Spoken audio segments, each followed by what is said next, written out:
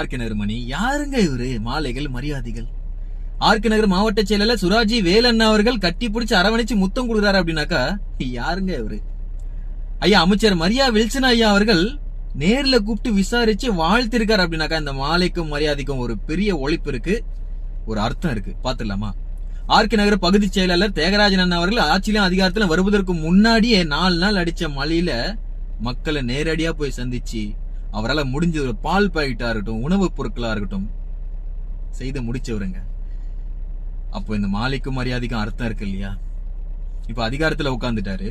ஒவ்வொரு நாளும் ஒவ்வொரு வீட்டுக்கும் போயிட்டு மக்களோட மனசுல இருக்கிற குறைநிறைகளை தீர்த்து வச்சிட்டு இருக்காரு.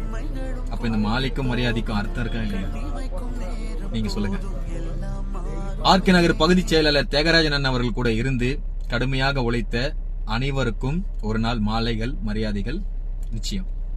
நன்றி.